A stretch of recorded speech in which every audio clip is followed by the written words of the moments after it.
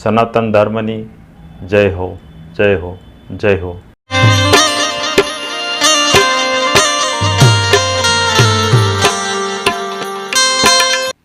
જય ગુરુ મહારાજ, જય ગુરુદેવ, જય સિયારામ.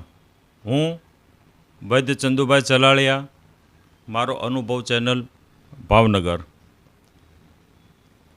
થોડા સમય પહેલાં એક ભાઈએ મને એવું કહ્યું કે તમે ગંગા સતી ઉપર પીએચડી કરતા હોય એવું લાગે છે. એટલે એ ભાઈને આજે હું જવાબ આપું છું કે આપણા જે સનાતન ધર્મના આવા જે મહાપુરુષો થઈ ગયા છે, જે સંતો થઈ ગયા છે, એમના જીવન ચરિત્ર ઉપર કે એમની ઉપર પીએચડી કરવાનું ન હોય. આવા મહાપુરુષો જે થઈ ગયા છે એમાં પીગળી જવાનું હોય, એમાં પીગળી જવાનું હોય, એમાં મળી જવાનું હોય, એમાં લય થઈ જવાનું હોય. એમાં પીએચડી ન કરવાનું હોય. અને કદાચ પીએચડી કરી લઈએ તો એનું આપણને પ્રમાણપત્ર મળી જાય કે આને ફલાણા સંત ઉપર પીએચડી કર્યું છે. પછી એ પ્રમાણપત્ર લઈ અને પછી રખડવાનું ને, આપણે ભટકવાનું ને, મને પ્રમાણપત્ર મળ્યું છે, મેં પીએચડી કર્યું છે ફલાણા સંતો ઉપર. તો આવા મહાપુરુષોમાં પીગળી અને જે ભટકાંત છે આપણી, જે ભટકીએ છીએ, આપણે કથામાં વક્તાઓ પાસેથી, મહાપુરુષો પાસેથી આપણે સાંભળ્યું છે કે 84 લાખ યોનિમાં ભટકતા ભટકતા ભટકતા ભટકતા એક આ મનુષ્ય જન્મ જ એક એવો છે જે એમાંથી નીકળવાનું બારું છે. હવે આ બારું મળ્યું છે, છતાં આવા પ્રમાણપત્ર લઈ અને ભટકવાનું.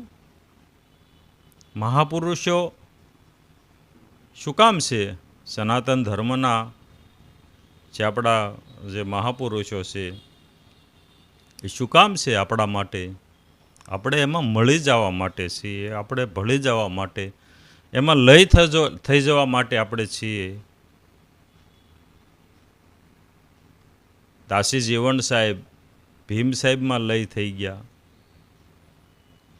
પાનબાઈ ગંગા સતીમાં લય થઈ ગયા, મીરાબાઈ કૃષ્ણમાં લય થઈ ગયા,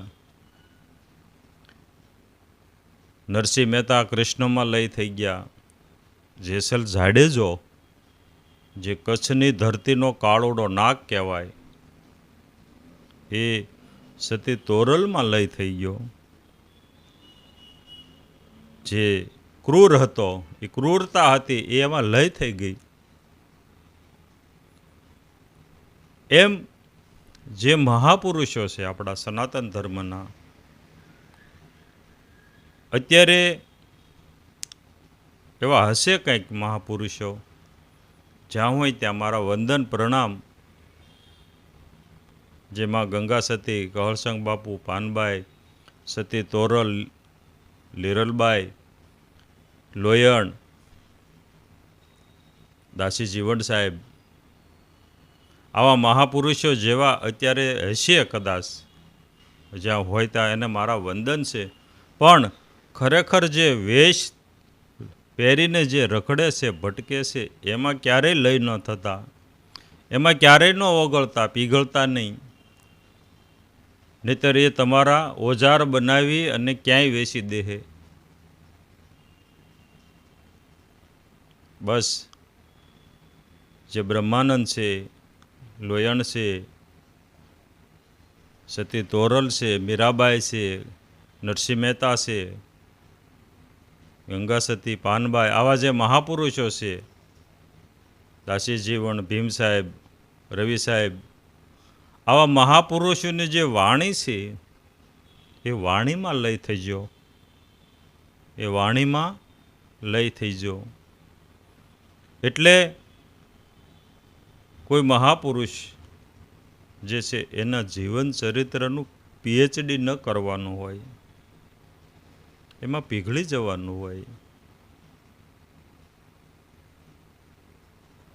તો આપણે એક સાખી પણ છે કે ચિત્તમાં ચટકો લાગ્યા વિના નહીં મળે કીર્તાર. આ ચિત્તમાં ચટકો લાગ્યા વિના નહીં મળે કીર્તાર. ઈયળમાંથી જો ભમરી બને તો નરને કેટલી વાર. જો ઈયળ હતી એ લય થઈ ગઈ અને એમાંથી ભમરી બની. શું કામ?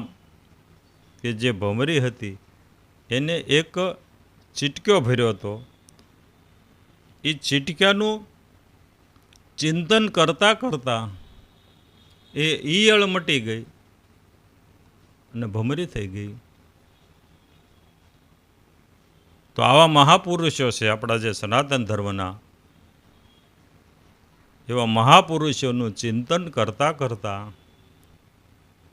એમાં પીગળી જવાનું છે. જય ગુરુ મહારાજ, જય ગુરુદેવ, જય સિયારામ, હરિઓમ. આગળના વિડીયો જોવા માટે આ રીતે ચેનલ સબસ્ક્રાઈબ કરો.